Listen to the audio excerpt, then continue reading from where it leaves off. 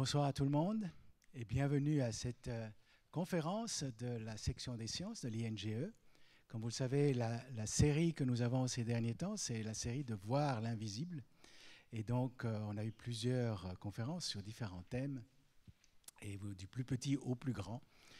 Et ce soir, on a un thème particulier puisqu'il s'agit de voir quelque chose qu'on connaît bien, qui est la Terre. Alors pourquoi voir la Terre puisqu'elle est là? Eh bien parce qu'il a fallu... Ça fait que quelques décennies que l'homme a pu prendre la distance suffisante pour voir la Terre de loin et de voir à quoi elle ressemble. Et vous avez les anciennes cartes, imaginez un peu la Terre d'une façon différente de ce qu'elle est réellement. Alors ce soir, on a la chance d'avoir deux orateurs qui vont nous faire un peu le tour du sujet. D'accord, le professeur Dao, qui est professeur titulaire au département de géographie et environnement de l'Université de Genève, donc qui a un diplôme de l'Institut international for Aerospace Survey and Earth Science, donc un institut dans le domaine très spécifique de voir effectivement la Terre depuis l'espace, et qui est actuellement donc professeur titulaire au département de géographie et environnement à l'université. On a aussi avec lui son collaborateur et fidèle ami, qui est le docteur Grégory Giuliani, qui est chargé de cours à l'Institut des sciences de l'environnement, qui lui a travaillé sur une maîtrise chargé de cours au sein de l'Institut des sciences. Il est également chef d'unité du Digital Health. Alors là, on passe dans la gestion des données et la recherche de l'information.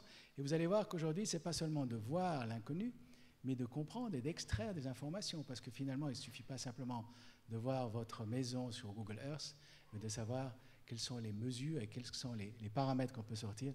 Et là, il y a un domaine qui est en train d'exploser. Et je me réjouis d'écouter ce que vous avez à nous raconter.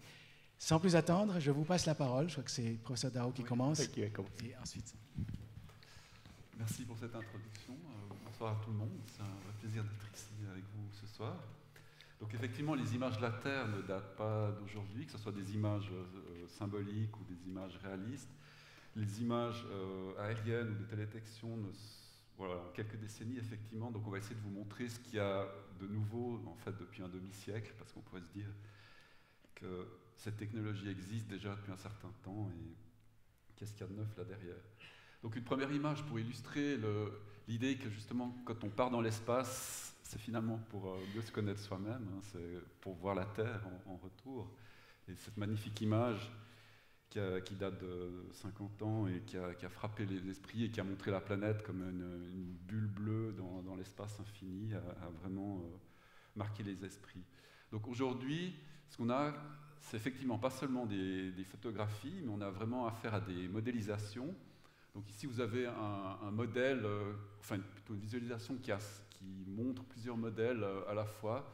Donc vous avez un modèle qui montre la salinité des océans ou bien l'humidité dans l'atmosphère.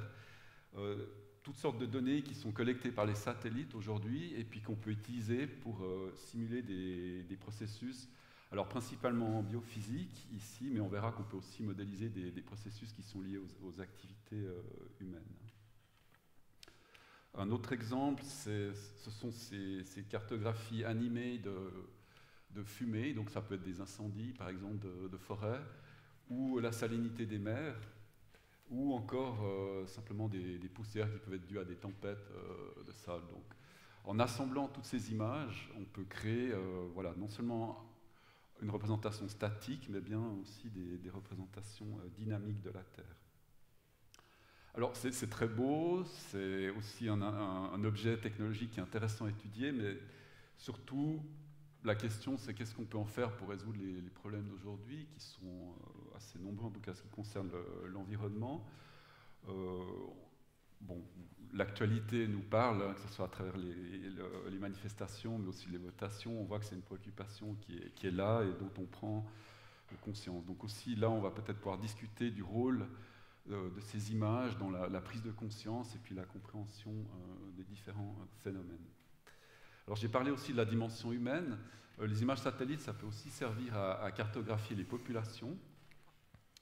Alors, d'une part parce que les résolutions s'améliorent grandement, mais aussi parce qu'on a des techniques de traitement qui permettent pour le coup vraiment de voir l'invisible, parce que c'est clair que les humains, ici c'est une cartographie qui est faite à l'échelle mondiale avec des images qui ont à peu près 500 mètres de résolution. Donc à 500 mètres de résolution, on ne voit pas les individus, mais néanmoins, par inférence ou par modélisation, on peut essayer d'estimer les populations. Par exemple, si on a des images satellites prises de nuit qui révèlent de l'activité humaine, on peut estimer les densités de population à partir de ces lumières prises de nuit. Donc c'est ce qui a été fait ici dans un centre européen de la Commission européenne qui a créé ces cartes mondiales de population aussi dans le temps. Donc une donnée qui est tout à fait intéressante et qui est très utile pour les études démographiques, de développement ou bien même de santé. C'est beaucoup utilisé dans le domaine de l'épidémiologie pour savoir où sont les gens et comment les maladies se propagent.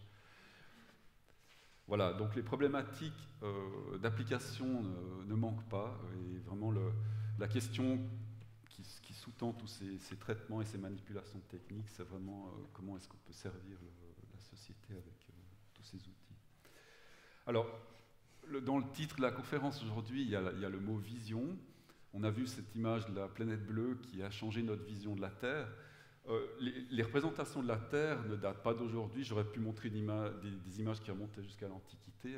Les Grecs ont déjà commencé à mesurer ou s'imaginer quelle était la vraie forme de la Terre.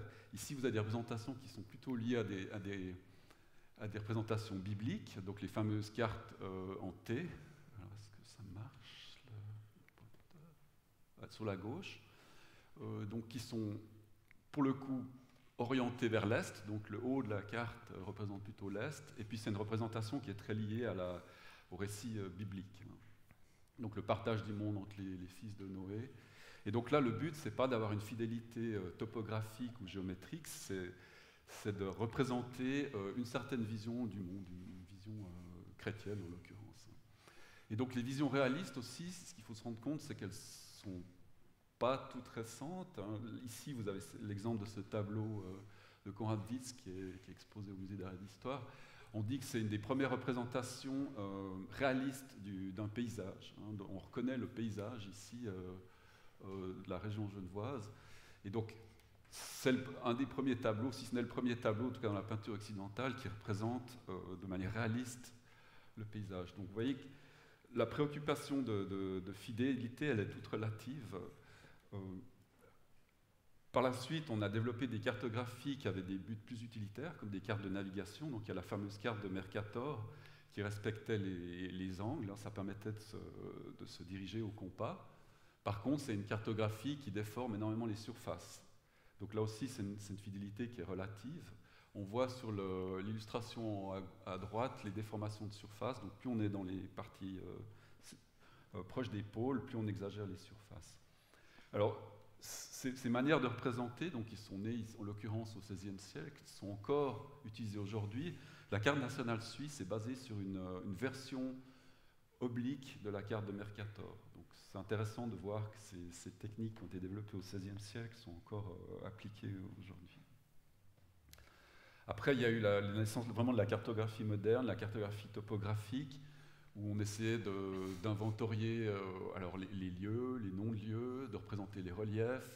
Il y a eu toutes les techniques de mesure de la géodésie, où là, alors, il y a vraiment un souci de précision géométrique.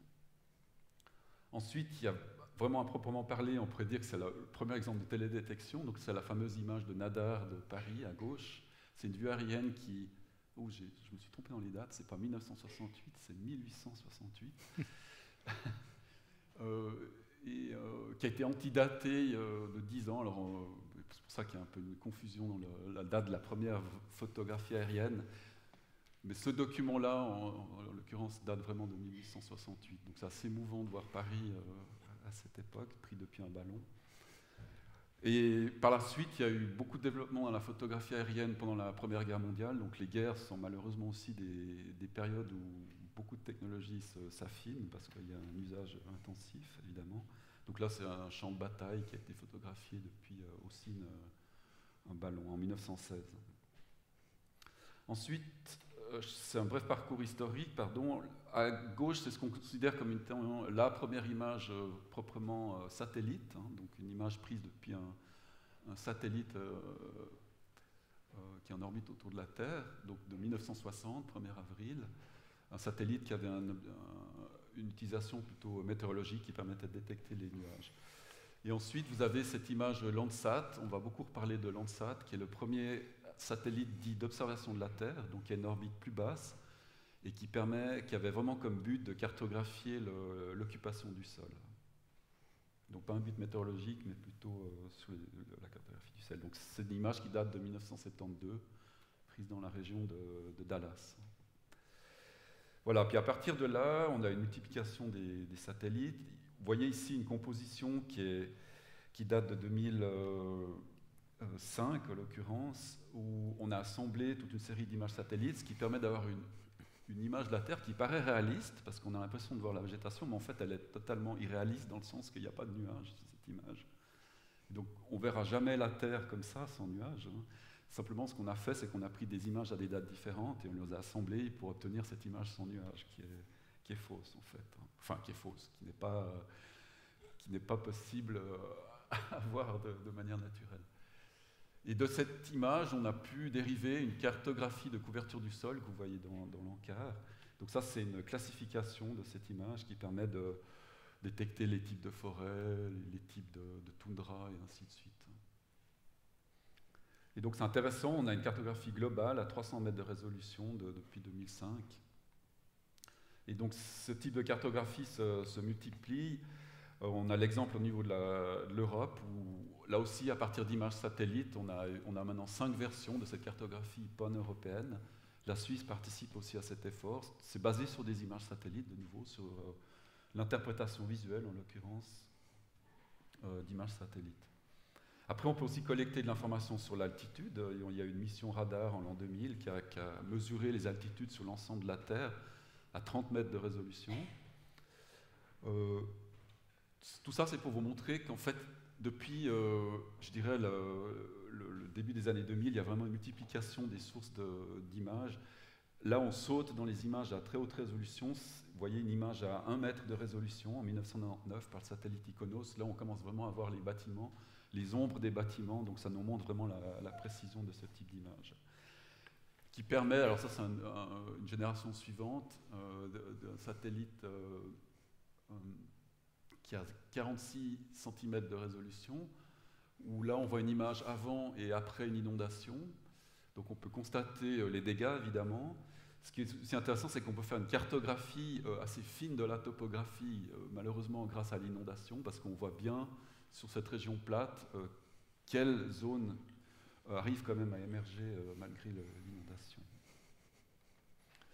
Voilà, une série d'exemples. Aujourd'hui, peut-être le plus récent, donc ce satellite WorldView à 30 cm de résolution. Donc vous avez une couverture globale à 30 cm. C'est assez extraordinaire. Et donc aujourd'hui, on a vraiment une grande offre d'images. Vous voyez qu'il y a à peu près 2000 satellites qui sont en orbite autour de la Terre, dont 700 qui sont dédiés à l'observation de la Terre. Les autres, c'est plutôt pour la communication, pour le positionnement et ainsi de suite. Mais donc il y en a 700 qui sont dédiés à l'observation de la Terre et qui filment en quelque sorte la Terre en continu. Landsat, on y reviendra, c'est un programme qui a une longue vie maintenant, donc 72, ça va bientôt faire 50 ans. Vous avez ici donc les traces d'un assemblage de nouveau d'images. Le Landsat, ça vous montre comment le satellite en fait balaye le territoire au fur et à mesure de ces circonvolutions autour de la Terre. Voilà, la quantité de données, ça c'est peut-être un des messages de la conférence, c'est que vraiment la quantité de données explose. Ici on a affaire à, rien que pour le satellite Landsat, à 7600 terabytes de données. Donc terabyte, c'est peut-être un chiffre abstrait. Juste pour illustrer ce chiffre, si un byte, donc c'est une unité, on va dire, d'information, représente un grain de riz, un terabyte, ça correspond à 2 bateaux containers remplis de riz. Donc vous voyez, on parlait de 7500 ou 7600 terabytes, donc ça ferait à peu près... c'est 7 pétabytes en fait. Voilà, 7 pétabytes, c'est-à-dire beaucoup de bateaux de riz. On perd un peu la notion de la grandeur quand on parle de tous ces chiffres, mais voilà. Ce qu'on voit, c'est que c'est l'explosion dans l'offre des données. C'est ce que montrent ces graphiques. Je ne vais pas entrer dans le détail, mais depuis le début des années 2000, on a vraiment une explosion de l'offre. Et surtout, ce qu'on va montrer, c'est que c'est l'accessibilité à la donnée qui s'est beaucoup améliorée. Avant, c'était vraiment confiné aux spécialistes, et maintenant, de plus en plus, ça va être accessible à toutes sortes d'usagers. Alors, les satellites en 2 mots, là j'ai le défi de vous présenter en 2 minutes. En gros, les grandes catégories de satellites. Vous avez d'une part les satellites qui mesurent simplement la lumière qui est issue du Soleil et qui est réfléchie par les objets au sol. Donc ça, c'est le cas de gauche. Donc évidemment, c'est des lumières de jour. Il faut qu'il y ait un éclairage en quelque sorte, et on enregistre la lumière qui est réfléchie par les objets. L'autre type de satellite, ce sont les satellites radars. Donc c'est un petit peu comme les radars qui vous attrapent lors de vos excès de vitesse, où là, il y a un système actif. Un signal est envoyé vers le sol par le satellite, et on enregistre le signal en retour. Et à partir de ce signal en retour, voilà, on en déduit un certain nombre d'informations, comme l'altitude. Je vous avais montré l'exemple de cette cartographie d'altitude globale. Et donc là, ce n'est pas dépendant de l'éclairement du Soleil, ça traverse aussi les nuages, donc c'est des systèmes qui sont très intéressants, les systèmes radars pour les régions tropicales, par exemple. L'intérêt aussi des images satellites, c'est qu'elles ne sont pas seulement dans le domaine du visible, elles enregistrent des informations dans beaucoup de parties du spectre. Donc vous avez le visible, donc ce qui est indiqué ici sous les lignes du bas, donc le bleu, le vert, le rouge, tout ça, ce sont des lumières que l'œil humain voit. Mais après, il y a toutes les lumières de l'infrarouge. Alors là, on est vraiment dans le monde de l'invisible pour l'œil humain, qui apportent toutes sortes d'informations très intéressantes. Les 2 lignes du haut représentent l'infrarouge thermique, donc c'est la chaleur en quelque sorte. Et les autres, c'est des informations qui sont très utiles pour la végétation, par exemple. L'infrarouge, c'est une longueur d'onde qui est très réfléchie par la végétation notamment. Donc cette décomposition en fait, du spectre et son enregistrement voilà, constitue en fait ce qu'on appelle les données de télédétection. Donc ça, c'est une autre représentation. Vous avez le spectre avec les différentes longueurs d'onde.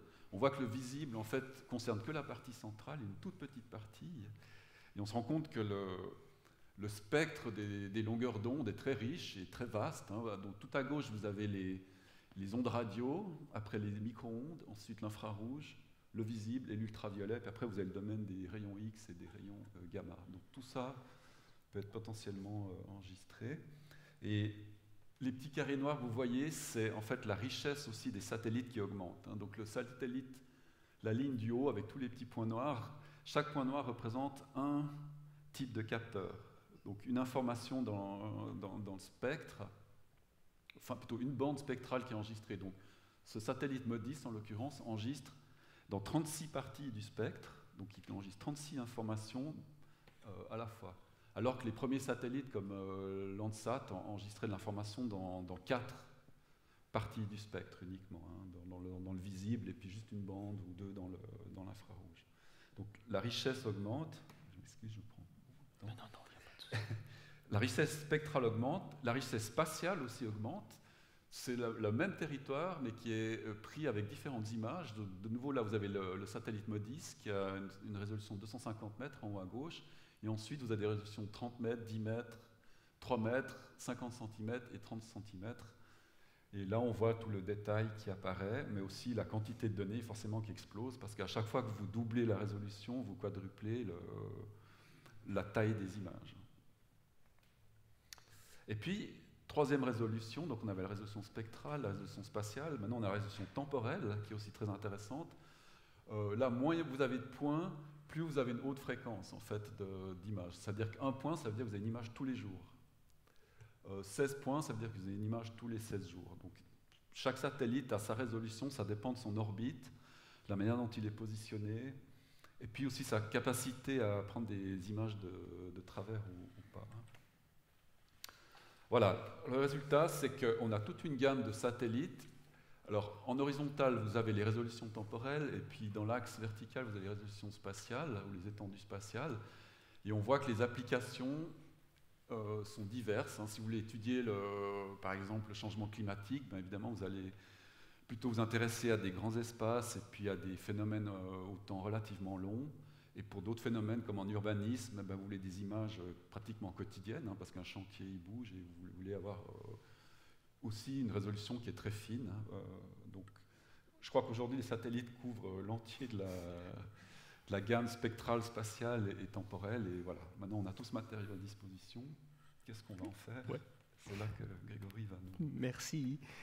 Nous guider. Alors justement, la grande question qu'on peut se poser avec tout ce large volume de données qui est généré de manière quasi quotidienne maintenant avec tous ces satellites, c'est comment est-ce qu'on va pouvoir transformer ces données en quelque chose d'utile pour comprendre comment fonctionne l'environnement, comment il évolue, et potentiellement aussi, l'actualité nous le montre bien, on l'a bien vu cet été avec tout le débat sur les feux de forêt en Amazonie, comment est-ce qu'on peut aider aussi les décisionnaires, hein, nos politiciens, à peut-être prendre des décisions judicieuses, ou en tout cas pertinentes, basées sur des évidences. Donc cette image, c'est juste pour vous montrer un petit peu ce qu'on faisait. À l'époque où j'ai commencé mes études dans le domaine de la télédétection, c'était relativement compliqué, hein, Yves vous l'a mentionné tout à l'heure, chercher des données, trouver des données. À l'époque, on n'avait même pas encore Internet quand je faisais mes études, donc on devait encore commander sur CD-ROM des données via des fax, donc c'était extrêmement compliqué.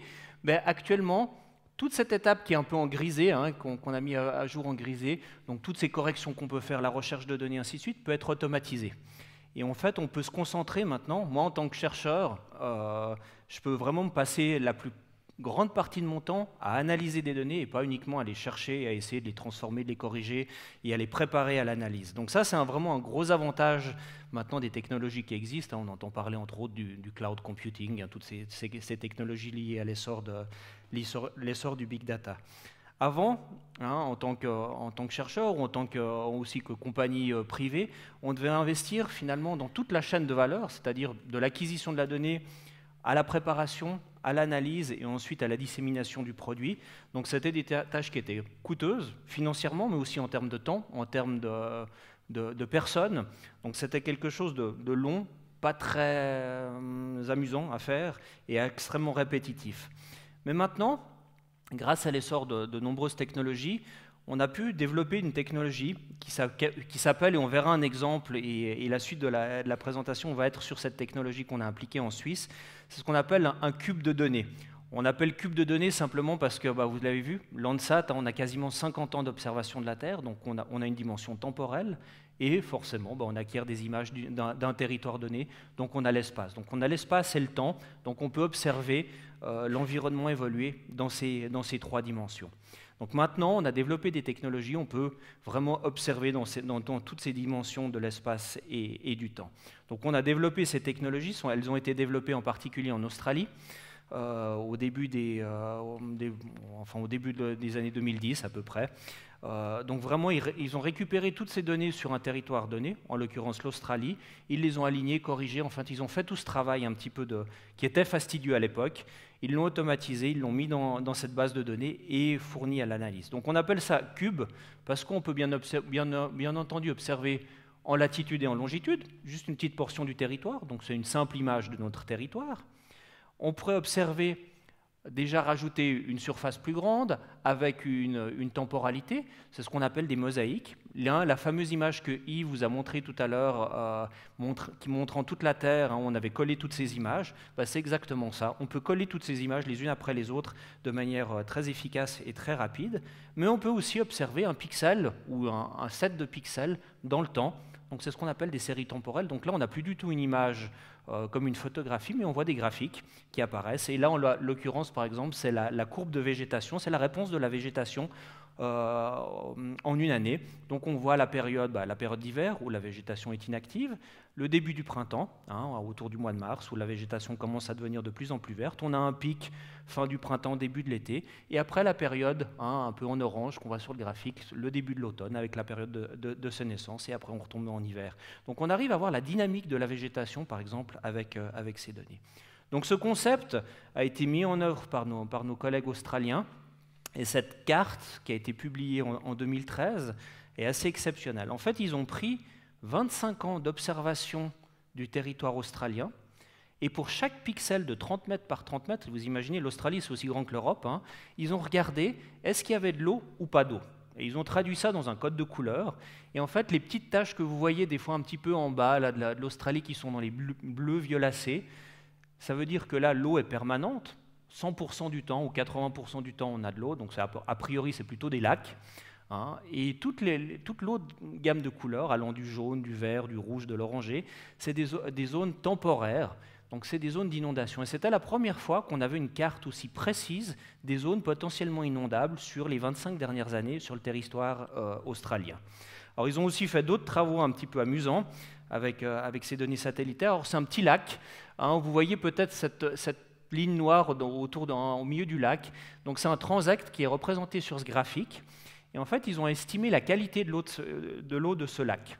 Et vous voyez que jusqu'en 2001, c'était plutôt rouge, ce qui voulait dire que la qualité de l'eau de ce lac était mauvaise. L'eau était très turbide, il y avait beaucoup de sédiments en suspension dans le lac.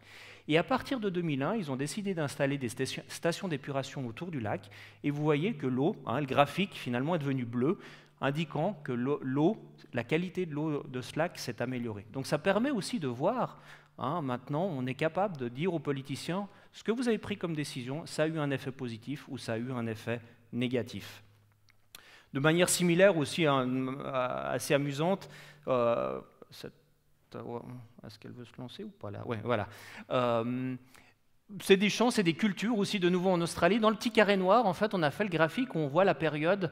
Hein, pour chaque période de temps, on essaie d'estimer la végétation qui est verte, hein, qui est active, la végétation qui est sèche en orangé, ou les sols nus en rouge. Et vous voyez qu'à partir d'à peu près 2000, on va dire 2005, un peu avant 2006, que la quantité de vert a augmenté.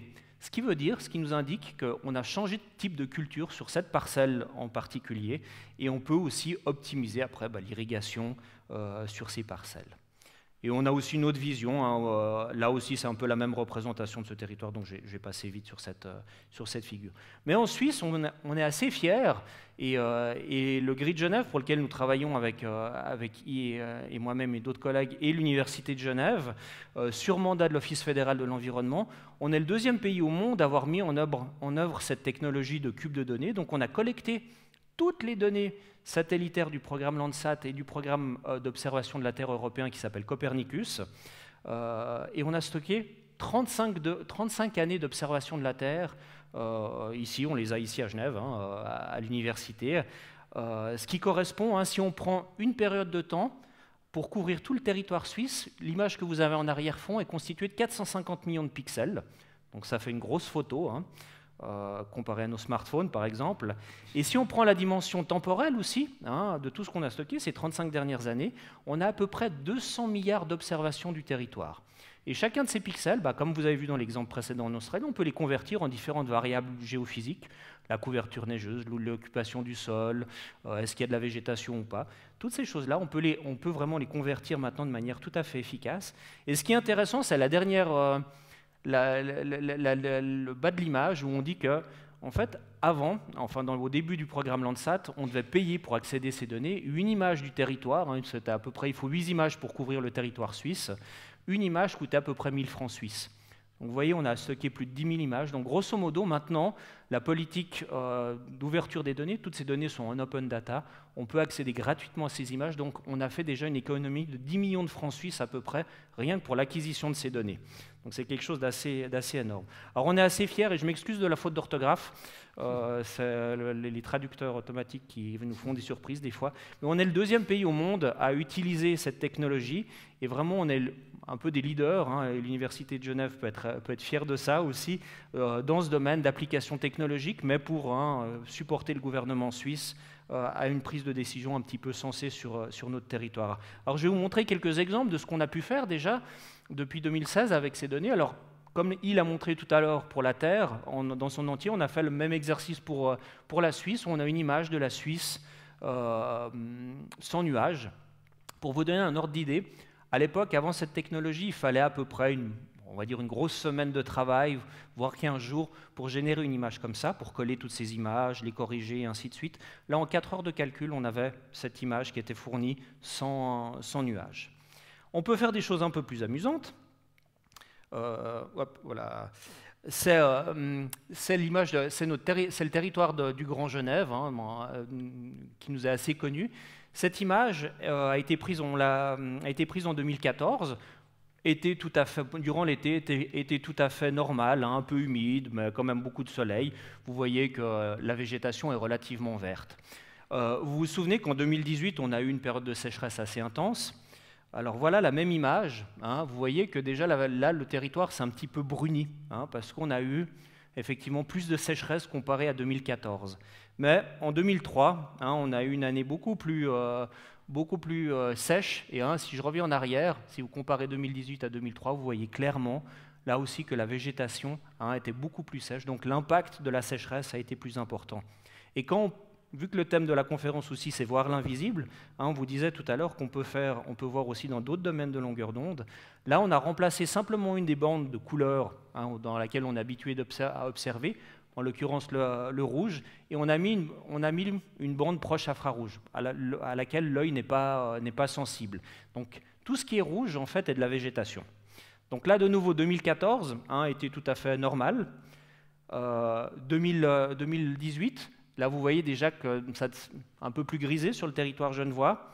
Et 2003, vous voyez très clairement hein, de nouveau l'impact de la sécheresse sur la végétation. Donc vous voyez, de nouveau, avec des données auxquelles l'œil est insensible, on peut voir des choses et révéler des choses intéressantes. Ces satellites en particulier, on s'intéresse beaucoup à les utiliser aussi pour suivre. Vous avez peut-être entendu parler des objectifs du développement durable. C'est 17 objectifs donnés par les Nations Unies pour, d'ici 2030, idéalement, hein, améliorer et supporter un développement qui est réellement durable sur les 3 piliers de ce développement, hein, tant économique que social qu'environnemental. Et vous voyez un petit peu que ces données satellitaires, finalement, sont utiles pour informer une grande partie de ces objectifs du développement durable. Et je vais vous montrer quelques exemples qu'on a pu faire en Suisse. Le premier, c'est juste la qualité des eaux des lacs. On a juste fait une image, on a regardé la turbidité, donc le trouble de l'eau, hein, entre deux lacs, le lac de Thun et le lac de Brienz. Et vous voyez très clairement que le lac de Brienz, hein, intuitivement, on se dit il est plus rouge, il est de moins bonne qualité que le lac de Thun. Ceci s'explique parce qu'on a l'Aar qui arrive forcément de la droite, hein, qui charrie tous ces sédiments depuis le haut des montagnes. Tous ces sédiments vont se déposer dans le lac de Brienz. L'Aar continue son flot et va arriver dans le lac de Thun. Et vous voyez que la partie droite du lac de Thun hein, est plutôt bleutée, donc la qualité de l'eau du lac est meilleure. En parlant d'impact de la sécheresse de l'année dernière, ça c'est le lac des Brenets, à la frontière entre la France et la Suisse, non loin du lac de Neuchâtel. Ça c'est la situation en 2017, été 2017. Et donc on utilise toujours notre cube de données pour voir ce qui se passe. Et la même situation l'année dernière en 2018. Ce que vous voyez là, en fait, c'est le lac qui s'est complètement asséché. Hein, le niveau du lac a complètement baissé à cause de la vague de chaleur. Hein, il n'y avait plus assez d'eau pour alimenter le lac. Donc là aussi, de nouveau, on peut quantifier, hein, on peut compter le nombre de pixels qui se sont asséchés. Donc on peut donner une estimation aussi de la perte de quantité d'eau sur la surface de ce lac. Un des autres objectifs du développement durable, c'est l'urbanisation. Hein. Et là, c'est un exemple de la ville de Bulle en 1985. Et la même ville en 2018. Donc vous voyez très clairement l'expansion urbaine de Bulle, hein, c'est assez impressionnant. C'est une zone économique en Suisse assez importante dans laquelle on voit une activité importante et forcément une implication sur le territoire. On a fait le même exercice récemment aussi sur les glaciers du fait de l'actualité. C'est le glacier du Rhône, de nouveau en 1985, donc vous voyez la langue glaciaire hein, assez en avant. Et la situation en 2018, qui a complètement changé. Alors, la qualité de l'image est changée parce qu'on a pris l'image de 85 est prise avec le satellite Landsat. L'image de 2018 est prise avec le satellite Sentinel-2, qui est le satellite européen et qui a une meilleure résolution spatiale, ce qui nous donne l'impression que l'image est plus nette. Hein. Et vous voyez très clairement que outre que le glacier, bien entendu, a diminué de surface, vous voyez aussi un lac qui s'est formé sur le front glaciaire. Donc là aussi, on peut quantifier tous ces éléments. Chose qu'on a fait avec une de nos doctorantes, où on a cartographié la couverture neigeuse sur ces 25 dernières années à travers la Suisse. On a fait le même exercice que les Australiens pour l'eau, mais on l'a fait pour la neige. forcément en Suisse, hein, c'est une des ressources un peu importantes. C'est une ressource importante pour stocker l'eau pendant l'hiver, et c'est aussi un indicateur, par exemple, des changements climatiques. Alors, ce qu'on a fait, c'est qu'on a pris deux décennies. On a pris la décennie 95-2005, où vous voyez, on a codé finalement, hein, on a calculé la fréquence d'observation de cette neige durant les mois d'hiver, et en bleu foncé, c'est les zones, sur ces 10 ans, où on a eu 100% du temps pendant l'hiver de la neige. Et le rouge, par contre, c'est les conditions plutôt spécifiques à la plaine, peu de neige pendant l'hiver, hein, de temps en temps on a un peu de neige, donc vous voyez, vous avez une fréquence d'observation de 0 à 20%. Donc ça, c'était le statut, un petit peu pour cette décennie-là, et on l'a comparé à la décennie suivante, un petit peu plus long, on allait jusqu'en 2017. On a eu 2005-2017, et ce que vous voyez là, si je reviens, hein, ce que vous voyez que ces zones rouges, qui sont synonymes des conditions un peu de fond de vallée, typiques du plateau suisse aussi, se sont étendues, hein, sont remontées en altitude, et de manière similaire, la zone où on a 100% du temps de la neige pendant les mois d'hiver, cette zone a diminué. Donc on a pu faire, en faisant la différence entre ces deux cartes, on a pu obtenir cette carte à l'échelle du territoire suisse, on a pu identifier les zones qui ont perdu le plus de neige à travers le territoire, en particulier le Jura, où on a perdu plus de 25% de neige ces 20 dernières années, et on a pu quantifier, estimer, hein, on a perdu à peu près 4% de la surface de neige permanente sur ces 20 dernières années, et les surfaces où les neiges sont rares ont augmenté de manière similaire de 8%. Alors on est en train de faire le même exercice pour les vagues de chaleur, hein, pendant l'été, pour estimer l'impact de la sécheresse. Alors ça, c'est une image de la Suisse à 10 mètres de résolution qu'on a obtenue avec le VSL sur tout le territoire suisse. Et vous voyez, ce qui est très amusant, si on zoome, on voit les zones qui sont encore irriguées, probablement certaines fois des golfs ou des choses comme ça dans la région de Lausanne. Hein, c'est ces petites zones, ces petits patchs verts qui apparaissent quand même encore de ci, de là. Et une dernière chose, avant de terminer cet exposé, c'est un travail qu'on est en train de faire actuellement avec des collègues sur la dégradation des sols. Vous avez peut-être entendu parler, on en a un petit peu parlé dans la presse, que le GIEC récemment a publié un rapport disant entre autres que l'utilisation du sol, pour être une utilisation pertinente du sol, serait un des moyens pour lutter efficacement contre les changements climatiques. Et nous, on est en train de faire ça, on est en train d'estimer, de voir comment les sols ont évolué, est-ce qu'ils se sont dégradés ou pas à travers le temps sur le territoire suisse. La raison pour laquelle on l'a fait, c'est que dans les cadres des objectifs du développement durable, il y a un indicateur qu'on doit mesurer, c'est ce SDG 15.3.1, hein, c'est son autre code, et la Suisse reporte aux Nations Unies une certaine valeur qui est de 4,7%. Nous, ce qu'on a fait, on a développé un modèle avec des collègues de l'Agence spatiale européenne et on l'a appliqué à la Suisse dans notre cube de données et on s'est rendu compte qu'en fait, cette valeur est de 9,7%. Donc, hein, vous voyez qu'on est quasiment le double de ce que la Suisse annonce officiellement aux Nations Unies. Et la raison pour laquelle on a détecté cette différence, c'est qu'en fait, la valeur officielle qui est annoncée par le gouvernement suisse aux Nations Unies ne se base pas du tout sur la définition officielle donnée par les Nations Unies dans le cadre de ces objectifs du développement durable. Donc là, c'est aussi un moyen pour nous de dire au gouvernement suisse il faudrait peut-être réviser vos mesures. Ça ne veut pas dire que notre mesure est absolument juste. Nous, on a détecté une grosse différence, donc c'est aussi un moyen d'alerter un petit peu nos décisionnaires. Alors on a fait ça à l'échelle de la Suisse, mais maintenant on est en train de finir une étude qui va être publié prochainement, où on a fait ça à l'échelle globale. Hein, on est parti du global, on est venu en Suisse et maintenant on va repartir pour terminer dans le global. Si on regarde toujours cet indicateur à l'échelle mondiale, on a à peu près grosso modo 50% des pays qui ont rapporté une valeur aux Nations Unies. Donc vous voyez, on ne peut pas avoir une compréhension de ce qui se passe, de ce phénomène à l'échelle globale, s'il nous manque plus de la moitié des données à l'échelle mondiale. Alors ce qu'on a fait, c'est qu'on a pris notre modèle qu'on a développé pour la Suisse, on l'a exécuté on a travaillé avec une infrastructure qui est fournie par Google pour traiter des images, plusieurs milliers, dizaines de milliers d'images à travers tout le territoire, à travers le monde entier. Et en fait, on a obtenu ça. Donc nous, on a complété complètement la carte. On a la carte mondiale maintenant de cette dégradation. Mais surtout, ce qui est intéressant, et c'est là aussi, je pense, un des grands messages qu'on aimerait vous faire passer en utilisant ces satellites, les politiciens, eux, ils se basent là-dessus. C'est un indicateur, ça nous dit, voilà, pour le Brésil, grosso modo, la dégradation des sols sur ces 10 dernières années est de 15%. Très bien, Mais qu'est-ce que ça veut dire? Où est-ce que ça se passe?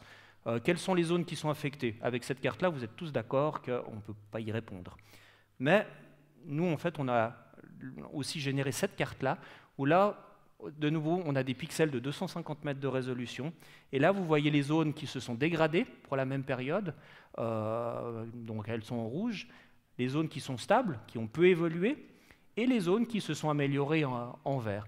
Donc là, maintenant, avec une carte comme ça, à l'échelle globale, et c'est pour la première fois qu'on va dévoiler cette carte, on arrive à comprendre, enfin on a la base pour comprendre ce qui se passe au niveau global en termes d'évolution de la dégradation des sols. Et maintenant, on va pouvoir avoir un instrument aussi qui va nous permettre de prendre des mesures potentiellement efficaces pour lutter contre cette dégradation. Donc si vous voulez voir un petit peu nos travaux, hein, on a un site web où on essaye de communiquer un petit peu là autour. Et je terminerai juste notre présentation par cette citation d'Albert Einstein que je trouve assez intéressante, qui dit que ceux qui ont le privilège de connaître ont le devoir d'agir. Et je pense que c'est extrêmement fort comme message au jour d'aujourd'hui, quand on voit typiquement le président brésilien qui a osé annoncer que les données de déforestation sur le Brésil, dans le cadre des feux de forêt, observés par satellite, sont absolument fausses. Les satellites ne font que prendre des photos de notre territoire, donc c'est que des évidences qu'on met sous le nez des gens. Après, veut bien comprendre qui veut bien comprendre et qui veut recevoir le message ou pas. Donc vraiment, je pense que cette situation d'Albert Einstein est pleine de valeur et doit toutes et tous nous faire réfléchir. Je vous remercie pour votre attention.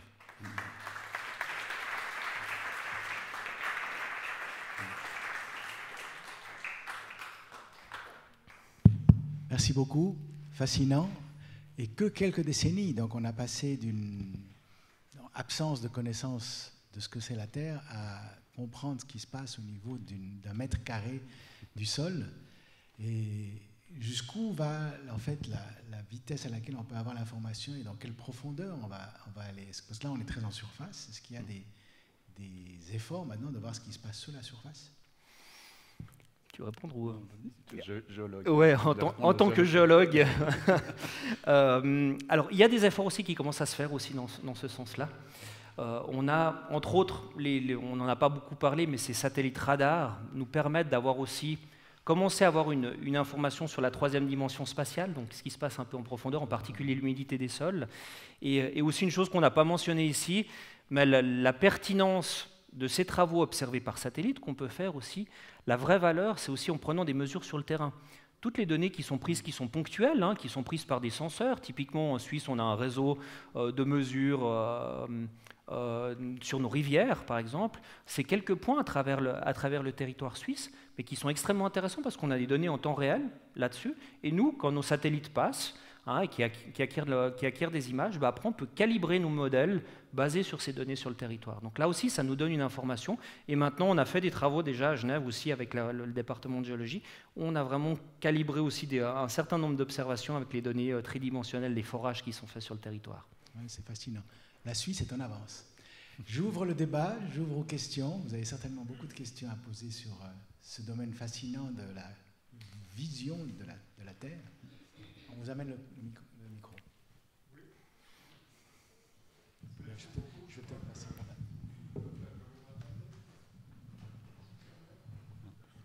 Je voulais savoir si on a pu mesurer les radiations maintenant de l'utilisation de l'énergie nucléaire et de la production d'énergie par des centrales nucléaires. Est-ce qu'il y a des zones qui sont irradiées plus que d'autres? Est-ce qu'on voit ça? Tu veux répondre? Alors là, je n'ai pas connaissance d'images. Ouais, d'images de radiation, je ne connais pas non plus. Hein. Ouais. On peut... Le thermique peut nous aider. Ouais. Je sais qu'il y a beaucoup de choses qui se font au sol, notamment au Japon. Il y a eu beaucoup d'initiatives un peu citoyennes où les gens partaient avec des capteurs de nouveau par rapport aux données de terrain, donc qui faisaient remonter ça. Donc personnellement, je n'ai pas travaillé avec des images. Moi non plus, je ne pourrais pas vous dire. La seule chose qu'on pourrait vous dire, c'est éventuellement avec ce fameux satellite Landsat dont vous parlait durant notre exposé, une des bandes nous permet d'estimer les températures à la surface. Donc là, on peut voir quand il y a des événements, typiquement, je ne sais pas si c'était pour Tchernobyl ou Fukushima, mais il y avait eu des mesures qui avaient été faites par satellite, justement de la chaleur qui était émise par la centrale après l'explosion. Donc c'est ce genre d'information-là, on peut encore le dériver à partir de satellites. En termes de radioactivité pure, je ne suis pas sûr. Probablement.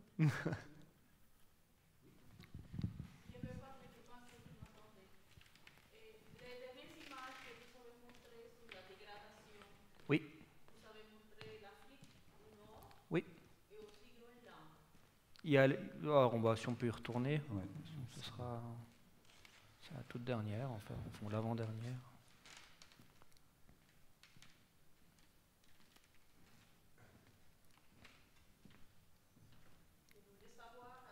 Voilà, celle-ci, là, ce sera. Alors, c'est ce qu'on est en train de faire actuellement. On est justement en train de regarder vraiment dans le détail les différentes causes qu'on a. Hein. Bon, les zones noires, forcément, c'est les zones où il n'y a pas de données. Grosso modo, c'est les déserts. J'ai oublié de mentionner ça, excusez-moi. Donc, c'est les zones désertiques. Hein. Donc, ça peut être les déserts de sable, comme le Sahara, mais ça peut être aussi les déserts de glace, comme une grande partie du Groenland. Hein. Mais on est en train de regarder justement maintenant quelles sont les causes. Alors, on sait qu'il y a un des grands effets sur la dégradation des sols, c'est aussi la façon dont on gère les cultures, hein, et en particulier aussi avec le bétail. Ça a des impacts assez forts et sur lesquels on pourrait travailler. Hein, c'est des choses sur lesquelles on pourrait changer. Ce qui est en train de nous étonner passablement, et un des messages de l'étude qui risque de sortir dans les semaines qui viennent, c'est que justement l'Europe, en fait, on voit sur ces 15 dernières années qu'en fait la tendance à s'améliorer par rapport à beaucoup de zones dans le monde. Alors, il faut qu'on trouve une explication. On a 2-3 idées. Hein. On sait que la végétation, ces 30 dernières années, s'est nettement améliorée sur cette zone de latitude, en fait. Hein. On voit que c'est à peu près partout pareil. On voit beaucoup de vert à ces latitudes-là. Et il y a probablement un lien avec les changements climatiques assez fort. Hein. Typiquement, à nos latitudes, on a les températures commencent à s'élever un petit peu, les précipitations aussi, ce qui favorise la végétation et la croissance de la végétation, ce qui expliquerait qu'entre autres, la productivité des sols soit un peu plus grande en ce moment. Ce qui ne veut pas dire que ça va durer. Hein, très probablement, à un moment donné, ça risque de redescendre. Mais il y a d'autres zones qui sont affectées. Hein. Voilà, le Brésil, on voit très bien les effets de la déforestation. Là aussi, on est en train de calculer les statistiques. On voit que toutes les petites îles, en fait, hein, entre autres, toutes les îles en Polynésie, là, on ne voit pas très bien sur cette image, mais sont très fortement affectées par la dégradation des sols. On voit aussi ces zones dans le Kazakhstan, en Asie centrale. Là aussi, on sait que c'est certainement lié en grande partie avec les changements climatiques, qu'il y a une très forte dégradation. Mais je pourrais vous en dire un peu plus dans quelques semaines. On est en train de finir, on est en plein dedans.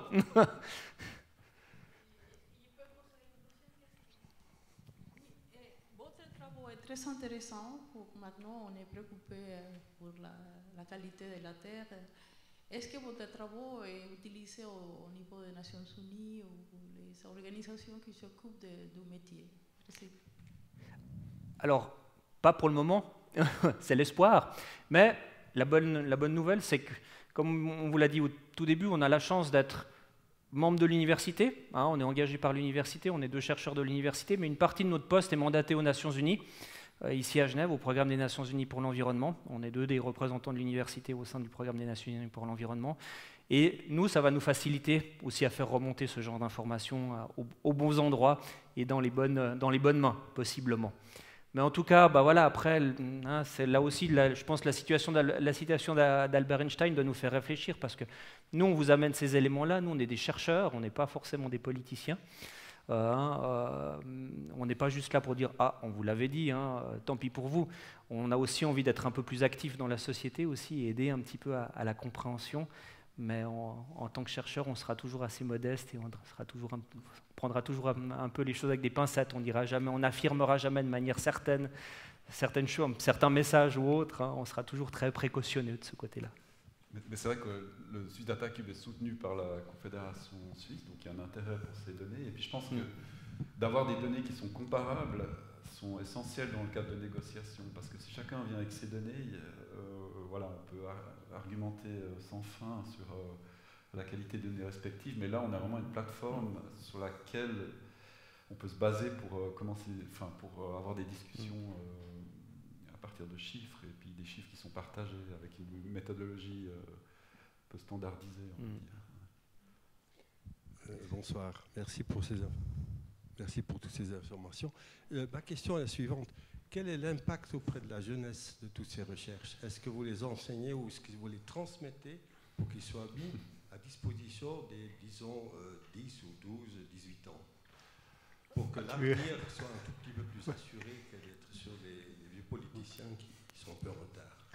Alors, la NASA avait un programme très intéressant pour les jeunes, les K12, où il y a vraiment, ils ont produit tout un matériel didactique pour les jeunes. Alors évidemment, il est en anglais, puisque il y a une époque où on participait à des formations des enseignants.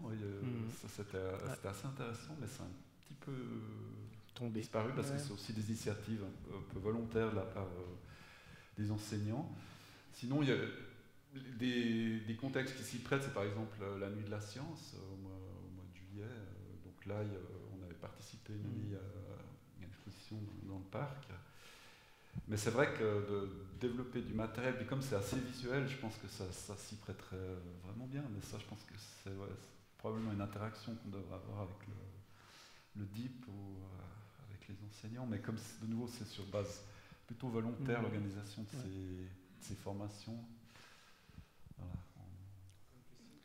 Alors, si je peux juste me permettre de rajouter une toute petite chose, aussi beaucoup de ces travaux que je vous ai présentés qui sont faits en Suisse, donc on est basé à l'Institut des sciences de l'environnement, on a un master en sciences de l'environnement, et là aussi beaucoup de ces travaux ont été faits avec des étudiants qui sont en formation de master, doctorat et dans leur cursus, donc c'est aussi la jeune génération, donc on essaye aussi, là aussi par notre métier, aussi de les former à cette nouvelle technologie, mais deux, surtout, en quoi elles peuvent réellement être utiles pour de nouveau être basées sur des évidences, pas sur juste des tweets ou des choses comme ça, comme le président américain, et vraiment montrer ce qui se passe.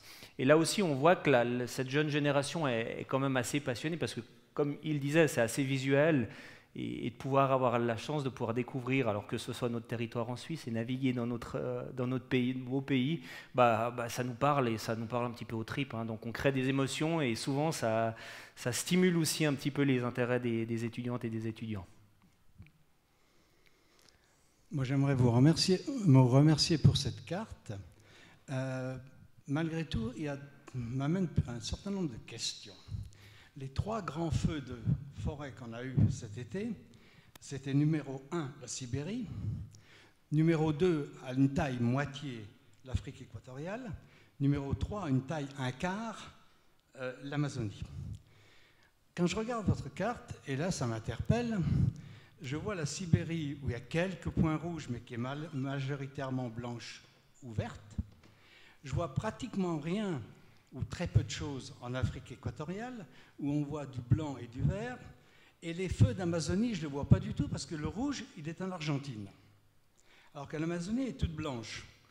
Donc ça m'interpelle, moi, ça. Ça ne correspond pas à ce que les médias m'ont appris cet été. Sibérie, équatoriale, Amazonie. Et l'Amazonie est blanche, l'Amazonie est stable. Comment vous expliquez ça? Et puis ma deuxième question concerne le niveau des océans. Est-ce que vous avez la possibilité, avec les satellites, de mesurer la montée du niveau des océans?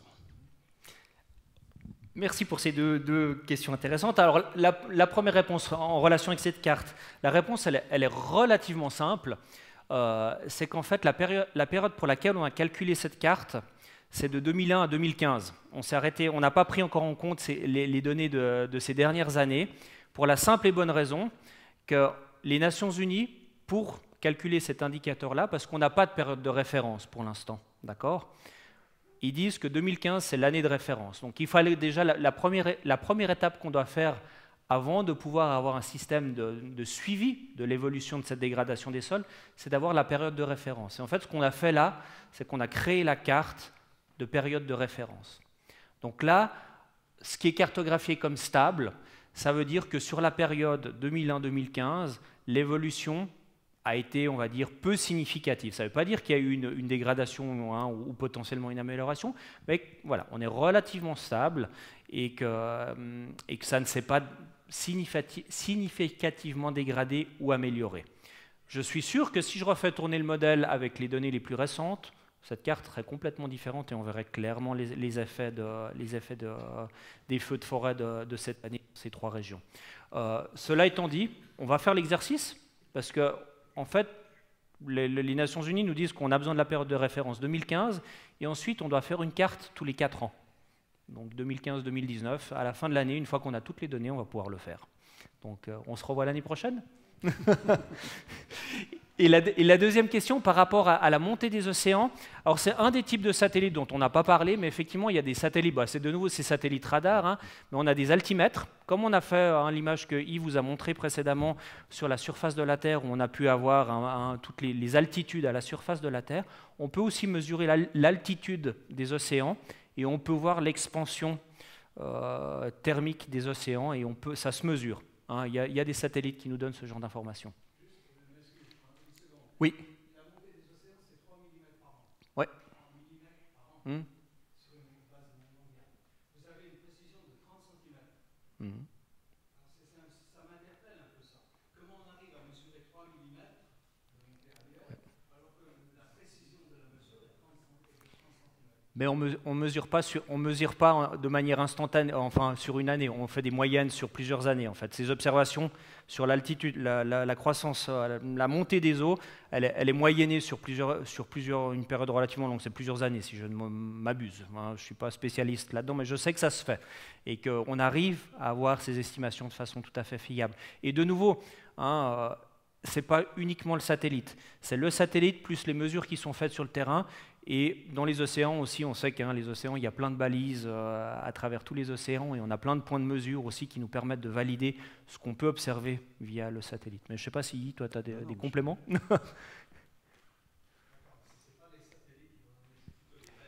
C'est l'utilisation conjointe. Ouais. Moi, j'ai une petite question là.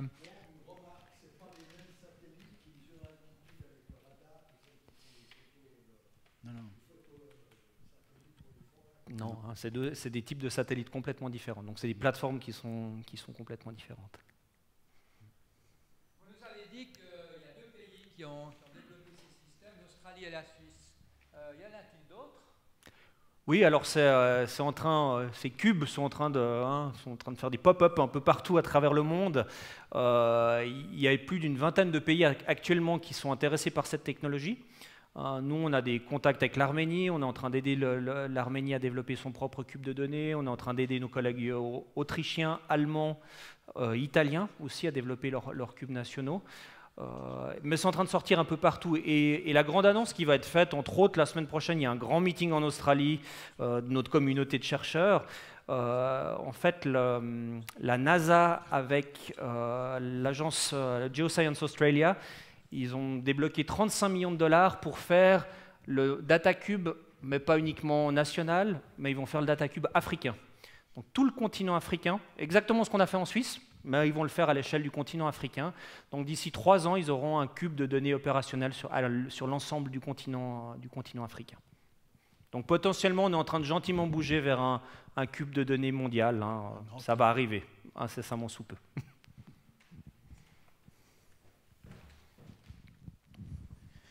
Merci pour votre exposé très, très clair et très intéressant.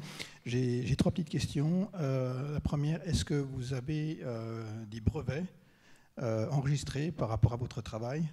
La deuxième question, c'est est-ce que vous vendez ces données à des entreprises? Est-ce qu'il y a des entreprises qui sont intéressées par vos activités pour pouvoir les exploiter au niveau, je sais pas, marketing, etc. Et puis, la troisième, c'est est-ce que vous utilisez des programmes spéciaux que vous avez développés ou vous utilisez des programmes open source de data science, etc. Tu veux répondre ou...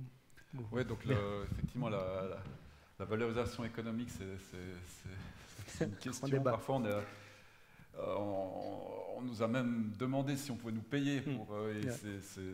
Voilà. c'est pas toujours possible, surtout dans le cas des Nations Unies. À l'université, il y a un organisme qui s'occupe de ce genre de valorisation.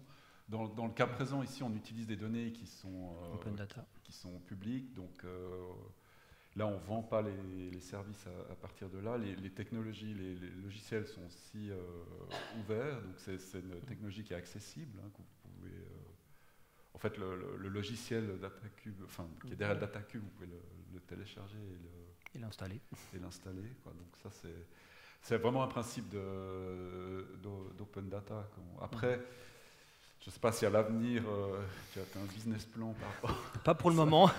Non, l'idée qu'on a, en tout cas à travers ce cube de données suisse, ça est pour l'instant d'étendre l'accès à ce cube à la recherche en Suisse. Donc là, on vient de signer un accord de partenariat avec l'Université de Zurich cet été et avec le WSL, donc l'Office fédéral de la forêt, de la neige et du paysage. Hein.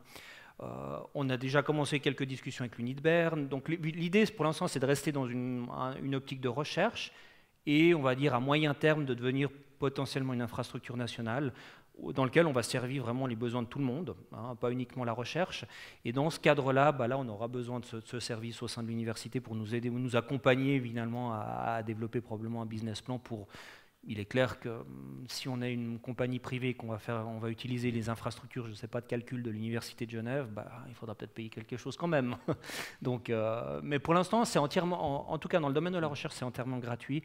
Et on est aussi dans cet esprit, on croit très fortement à une science ouverte, une science reproductible. Donc tout ce qu'on fait, on le met gratuitement à disposition aussi sur Internet, hein, nos articles scientifiques, les développements qu'on fait, les données qu'on développe. Donc tout ça est en général disponible gratuitement. Mais je pense qu'il y aura un intérêt, parce qu'encore cette semaine, il y a un bureau qui fait des études sur les stratégies d'utilisation des fertilisants dans les champs et qui utilise des images de drones, mais qui a eu connaissance du DataCube et qui a commencé à voir si on pouvait aussi étudier la fertilité des sols et ce genre de choses. Et ils étaient intéressés, mais là, on ne peut pas... En l'occurrence, sensible. C'est un peu la limite, c'est qu'on ne pouvait pas leur donner un accès direct au DataCube parce qu'on n'a pas encore le portail et l'infrastructure pour le faire. Mais je pense qu'à l'avenir, ça se fera. Très je pense qu'il y aura un intérêt des bureaux privés même de venir puiser dans ce DataCube. Dernière question. Attendez. Oui. Et si je peux me permettre une anecdote assez amusante. L'année dernière, quand on a annoncé cette recherche qu'on a faite sur le recul des neiges en Suisse, c'était au mois de septembre l'année dernière, 24 heures après, je reçois un téléphone de quelqu'un de l'État de Genève, d'un juriste de l'État de Genève, qui me dit « Ah, ça a l'air très bien votre technologie, vu qu'on peut faire un suivi en temps quasi réel, on a des images tous les jours quasiment qui arrivent dans ce cube de données, hein. J'aimerais savoir si je peux surveiller les constructions illégales à Genève, en particulier de vérandas et de piscines. » Alors je l'ai arrêté tout de suite, je lui ai dit, écoutez, on n'est pas Big Brother, on n'est pas là pour surveiller dans ce sens-là, et de toute façon la résolution spatiale ne le permet pas de ce qu'on stocke. Mais voilà le genre d'informations qu'on peut avoir des fois, ou de demandes un peu rigolotes quand on travaille dans ce domaine. Oui, je ne sais plus, il y avait... Juste un dernier complément, il y a aussi une même demande sur la surveillance des subventions pour les paiements écosystémiques qui sont donnés aux paysans. On a une demande par la banque pour savoir si on pouvait surveiller ce que les paysans faisaient. Leur travail. S'ils faisaient leur travail, non, ça... Je crois qu'on va essayer de raccourcir les questions. Je suis sûr qu'il y en a encore des centaines. Moi, j'en ai encore plein à vous poser, notamment sur les datas qui sont fascinantes. Et je vous invite à venir prendre un verre dans le foyer et de continuer à poser des questions à nos illustres orateurs pour en savoir plus. Et merci à tous d'être venus ce soir. Merci pour cette conférence. Une dernière petite chose à vous offrir, d'être membre de notre institut. Vous avez chacun. Ah, magnifique. Merci beaucoup. Et un petit souvenir. C'est gentil. Et merci encore. Et bonne soirée à tous. Merci beaucoup. Merci. Merci.